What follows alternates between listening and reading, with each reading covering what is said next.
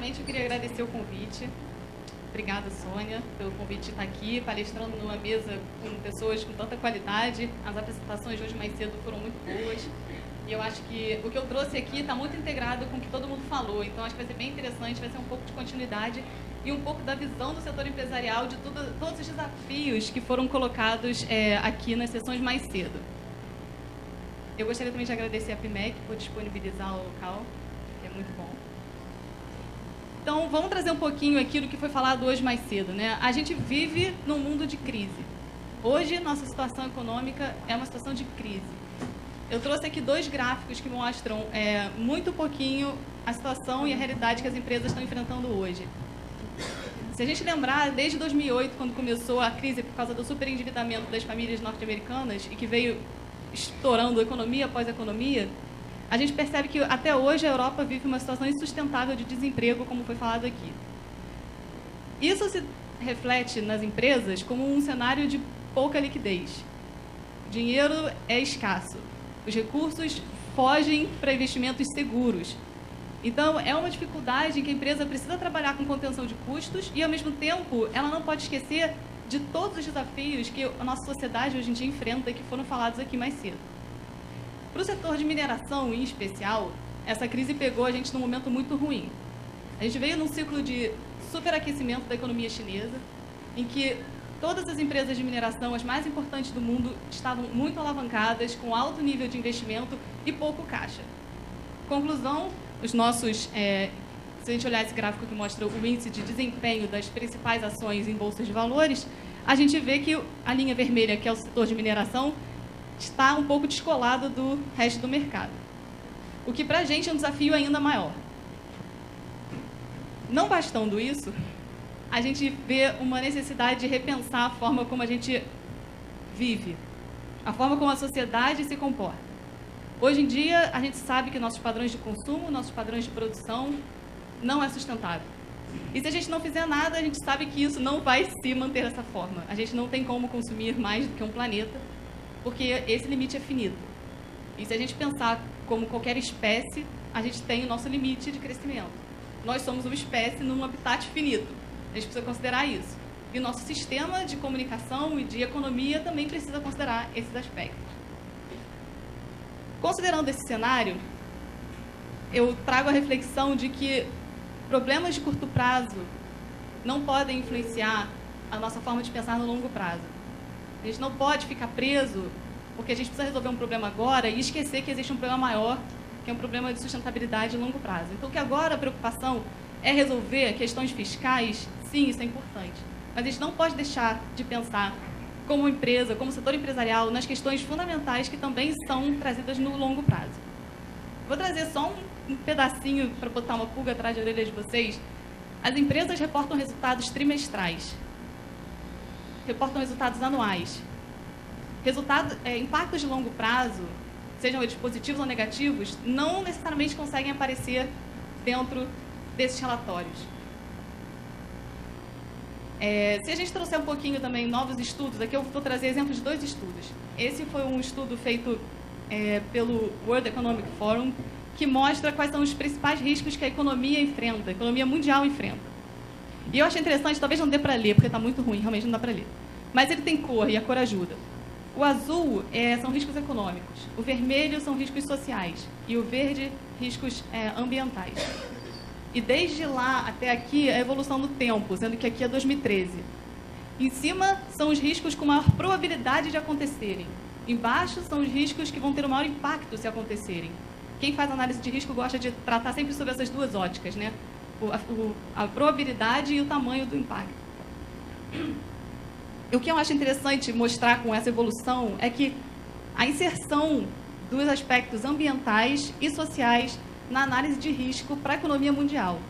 Ou seja, isso não é mais novidade para ninguém. E aí a gente consegue ver que tanto os quadradinhos verdes quanto os vermelhos vêm surgindo muito em termos de relevância nos últimos anos e principalmente em 2013. Eles respondem aí por metade dos riscos que são considerados como riscos para a economia mundial. E se a gente olhar especificamente para o setor de mineração, alguém mais cedo falou desse estudo aqui hoje. essas duas figuras trazem quais foram os 10 principais riscos que essa empresa Ernst Young identificou para o setor de mineração em específico. E se a gente conseguisse ler, vocês também não devem estar conseguindo ler, mas eu posso falar, entre os 10 principais riscos para o setor de mineração estão destacados, né, a questão da comunidade, do impacto local e da licença social para operar, e também a questão do valor compartilhado. As empresas de mineração, elas têm uma atividade que ela é muito local. A gente tem que operar onde existem as reservas. E as reservas nem sempre estão no melhor lugar possível. Às vezes tem pessoas que moram em cima das reservas, às vezes tem florestas que estão em cima da reserva. E a gente precisa ter uma forma de atuação próxima com as comunidades para que a atividade fim, que é gerar um produto que a sociedade inteira usa, também seja feita de forma sustentável quando ela está sendo produzida. Essa é a realidade da mineração. Então, se a gente for olhar os principais riscos que a nossa indústria enfrenta hoje, estão muito relacionados com a questão de comunidades. E aí, trazendo um pouco aquela provocação que eu falei para vocês sobre a diferença entre curto prazo e longo prazo, tem uma coisa que vem evoluindo muito nos fóruns, e com o qual a Vale tem atuado bastante, é a questão do relato integrado. A gente vê isso como uma forma de viabilizar o reporte de alguns benefícios e alguns impactos de longo prazo dentro das análises de resultado. Em outras palavras, como trazer para a leitura do acionista a nossa performance em itens ambientais e itens sociais. Isso é um desafio muito grande. Essa ideia do relato integrado é conseguir trazer de forma enxuta o impacto que a empresa tem, não só no capital financeiro, mas também no capital intelectual, no capital humano, no capital social e no capital natural. Existem vários fóruns trabalhando esse tema, inclusive disponíveis na internet para contribuição e discussões, e qualquer contribuição é bem-vinda, e eu, sinceramente, acredito que isso pode ser um grande mecanismo inovador para a gente auxiliar esse tipo de comunicação, porque eu acho que tudo é uma questão de comunicação, né? Entender o que a outra parte quer, o que a gente pode fazer e como fazer. E eu acho que o relato integrado pode te ajudar nisso. Pode trazer um pouco as informações que hoje em dia estão sendo disponibilizadas no relatório de sustentabilidade, mas que não estão sendo conseguidas serem transmitidas e entendidas para um outro público que, para a empresa, é fundamental estar engajado, que é o acionista. E aí, o que a gente tem feito, né? Aqui eu trouxe um exemplo de uma atuação em um fórum, que também foi falado aqui mais cedo, que é o CBEDS, ou o World Business Council, né? Que é a versão mundial do fórum. Eles desenvolveram a visão de 2050. É um fórum mundial empresarial que desenvolveu o que a gente chama de visão 2050. Então, quase todas as empresas atuam nesse fórum. E a visão não é nem um pouco humilde, né? Mas é uma visão que precisa ser perseguida. Vai ser um mundo com 9 bilhões de pessoas que vão estar vivendo bem e respeitando os limites do planeta.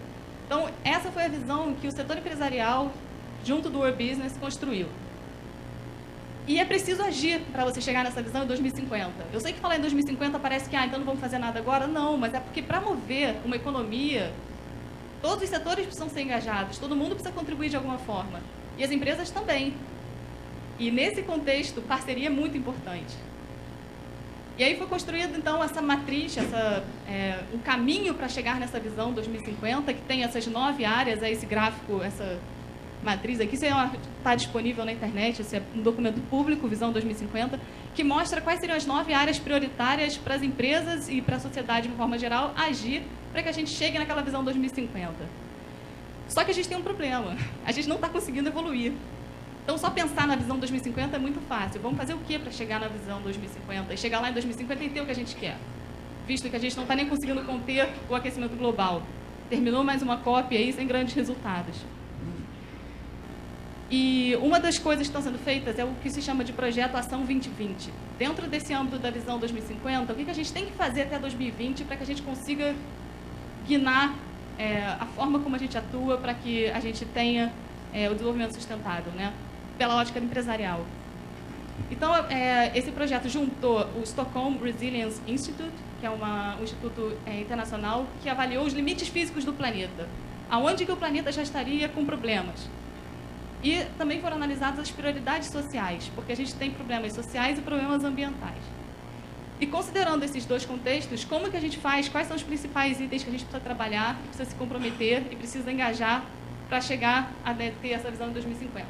E essas principais áreas prioritárias são equivalentes àquelas que estão na matriz que eu apresentei lá atrás, e elas são mudanças climáticas, a questão da liberação de elementos e nutrientes, quando se usa de forma não planejada fertilizantes, principalmente, degradação de ecossistemas, liberação de substâncias perigosas, água, necessidades e direitos básicos, educação e emprego, estilos de vida e alimentação e biocombustíveis. Essa questão da alimentação é um outro desafio bastante significativo, como produzir alimentos, como usar a terra, né, para qual fim.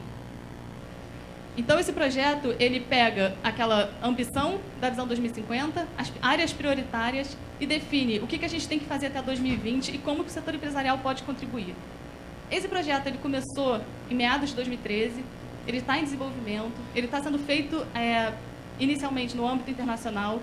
Agora, o World Business, ele é formado por mais de 200 empresas e tem várias câmaras regionais. E essas câmaras regionais, que no Brasil é o CEBEDES, que é o Conselho Empresarial Brasileiro para o Desenvolvimento Sustentável, provavelmente vai trazer esse projeto para a realidade brasileira, de forma que o mundo inteiro consiga, de forma integrada, trabalhar e pensar em quais seriam as soluções que as empresas poderiam contribuir para chegar nessa visão 2050.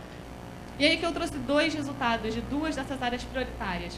Uma para o tema mudanças climáticas e o outro que é para o tema de ecosystems, ou ecossistemas.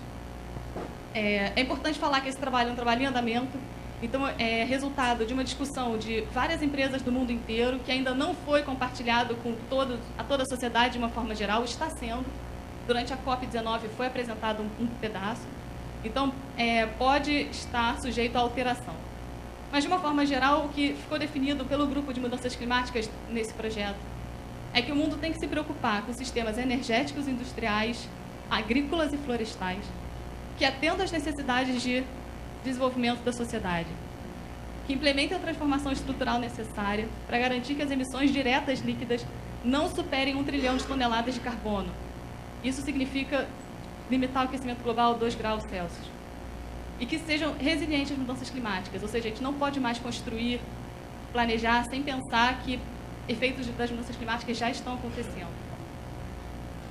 E o outro grupo foi um pouco mais objetivo, que foi o grupo de ecossistemas, que definiu o seguinte societal must have, que é o que a sociedade tem que fazer até 2020, que é reduzir a perda de ecossistemas naturais e recuperar áreas degradadas de forma que a biodiversidade e os serviços ecossistêmicos sejam preservados. E aí eles colocam metas que chegam a ser até ousadas, mas que elas são importantes, elas têm que ser feitas. E elas foram validadas também pelo instituto que avalia a parte técnica, o Stockholm Institute.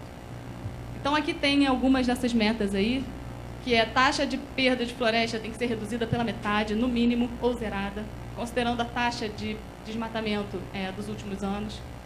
A mesma coisa para a perda de manguezais. Tem que se restaurar 15% das florestas, considerando o total degradado até 2014. Tem que restaurar 15% dos mangues, considerando o total degradado até 2014. E por aí vai. São metas quantitativas que as empresas conseguiram chegar à conclusão, com o apoio de academia, do que precisa ser feito. Agora, quem vai fazer? Todo mundo tem que fazer uma parte. E a importância de parcerias. Essas são algumas das empresas que estão fazendo parte desse projeto. É importante a gente ter parcerias para a gente poder escalonar esses projetos. Eu poderia trazer um exemplo aqui, por exemplo, de uma reserva que a Vale protege por obrigação legal, em que a gente resolveu fazer um estudo mais a fundo, que é a reserva de córrego seco. É uma reserva que a gente teve que proteger por exigência legal. Só que a gente foi avaliar melhor que reserva era essa, e essa reserva, ela supre água para uma população de 50 mil habitantes. E ela corresponde a 70% da água que essa população usa. Então, assim, se o governo tivesse que implantar um sistema de provisão de água, ela gastaria 10 vezes mais do que a gente gasta para manter a reserva. Então, é um exemplo de uma infraestrutura natural, se a gente pode dizer assim, de um serviço ecossistêmico que é possível de ser feito por empresas, desde que tenha alguma parceria. Então, eu acho que a gente tem que pensar, a minha mensagem, acho que dessa apresentação é o seguinte: considerando o cenário que a gente está e a importância de tratar o tema de sustentabilidade que a gente tem que ter, eu acho que as empresas têm que pensar em planejamento, porque planejamento é fundamental, e a gente tem que pensar em inovação. Mas não é inovação tecnológica de bilhões e bilhões, não. É inovação da forma de pensar, da forma de integrar, da forma de reportar, da forma de se comprometer, para que a gente consiga encarar esses novos desafios da sustentabilidade. E é isso, pessoal. Obrigada.